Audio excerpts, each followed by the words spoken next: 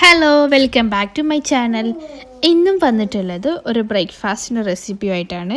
നമ്മുടെ വീട്ടിലുള്ള ഇൻഗ്രീഡിയൻസ് ഒക്കെ വെച്ചിട്ട് ചെയ്തെടുക്കാൻ പറ്റിയ നല്ലൊരു വെറൈറ്റി ആയിട്ടുള്ളൊരു ബ്രേക്ക്ഫാസ്റ്റിൻ്റെ റെസിപ്പിയാണ്. കൂടെ കഴിക്കാൻ കറികളൊന്നും ഇല്ലെങ്കിലും കഴിക്കാൻ പറ്റിയ നല്ലൊരു റെസിപ്പിയാണിത്. അപ്പോൾ സ്കിപ്പ് ചെയ്യാതെ കാണാം. സബ്സ്ക്രൈബ് ചെയ്യാത്തവരുണ്ടെങ്കിൽ ഒന്ന് സബ്സ്ക്രൈബ് ചെയ്യുക.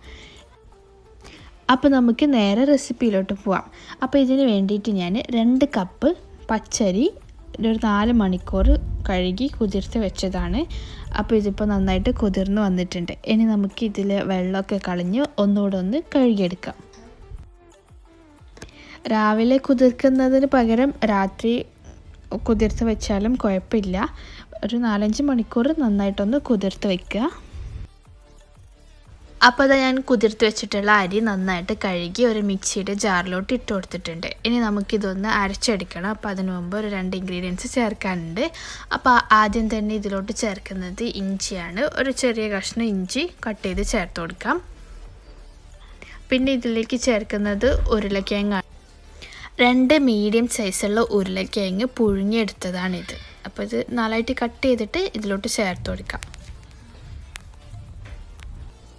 ഇനി ഇതിലോട്ട് ആവശ്യത്തിനുള്ള വെള്ളം കൂടി ചേർത്തിട്ട് നന്നായിട്ട് അരച്ചെടുക്കാം. നമ്മൾ സാധാരണ ദോശക്കൊക്കെ അരയ്ക്കുന്നത് പോലെ അരച്ചെടുക്കാം.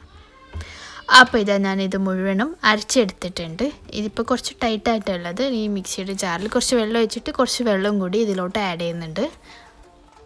നമ്മൾ സാധാരണ ദോശയുടെ ആ ഒരു മാവിൻ്റെ രീതിയിലാണ് ഈ ഒരു മാവും വേണ്ടത്. ഇനി ഇതിലോട്ട് ആവശ്യത്തിനുള്ള ഉപ്പ് ചേർത്ത് കൊടുക്കാം. ഇനി ഇതിലോട്ട് ഒരു പിടി ക്യാരറ്റ് ഗ്രേറ്റ് ചെയ്തത് ചേർത്ത് കൊടുക്കുക. ഏകദേശം ഒരു മീഡിയം സൈസ് ക്യാരറ്റിൻ്റെ പകുതി ഉണ്ടാവും. പിന്നെ ഒരു ചെറിയ സവാള ചോപ്പ് ചെയ്തത് ചേർത്ത് കൊടുക്കാം. പിന്നെ അതുപോലെ തന്നെ ഒരു തക്കാളി അതും ചെറുതായിട്ട് ചോപ്പ് ചെയ്തിട്ട് തന്നെ ചേർത്ത് കൊടുക്കാം. ഇതിലോട്ട് ചേർക്കുന്ന ഇൻഗ്രീഡിയൻസ് ഒക്കെ ചെറുതായിട്ട് കട്ട് ചെയ്തിട്ട് ചേർത്ത് കൊടുക്കാം.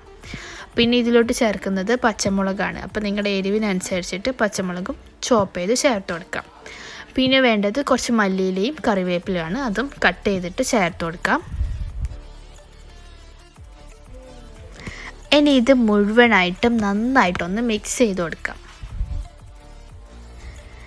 അപ്പോൾ നന്നായിട്ട് മിക്സ് ചെയ്തെടുത്തിട്ടുണ്ട്. നമ്മുടെ ബാറ്റർ റെഡി ആയിട്ടുണ്ട്. അപ്പോൾ ഇത് ഈ ഒരു രീതിയിലാണ് വേണ്ടത്. ഇനി ഈ ഒരു സമയത്ത് ഇതൊന്ന് ചെക്ക് ചെയ്തിട്ട് ഇതിൽ ഉപ്പ് ആവശ്യമാണെങ്കിൽ ഉപ്പും വെള്ളം ആവശ്യമുണ്ടെങ്കിൽ വെള്ളവും ചേർത്ത് കൊടുക്കാം.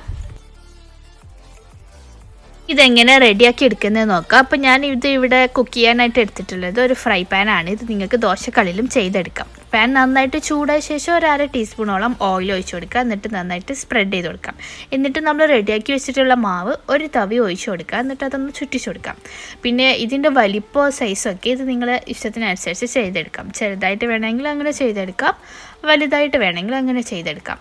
എന്നിട്ട് ഇത് അടച്ച് വെച്ചിട്ട് വേണം കുക്ക് ചെയ്തെടുക്കാൻ. അതിൻ്റെ ആ കളറൊക്കെ മാറി വരുന്നത് വരെ അടച്ച് വെച്ച് കുക്ക് ചെയ്തെടുക്കാം. എന്നിട്ട് അതൊന്ന് റെഡി ആയിട്ടാകുമ്പോൾ തിരിച്ചിട്ട് കൊടുത്തിട്ട് അത് അടിവശം കൂടി നന്നായിട്ട് കുക്ക് ചെയ്തെടുക്കാം. പെട്ടെന്ന് തന്നെ റെഡിയാക്കി എടുക്കാൻ പറ്റും. ഇതുപോലെ തന്നെ ബാക്കിയുള്ളത് മുഴുവനും കുക്ക് ചെയ്തെടുക്കാം.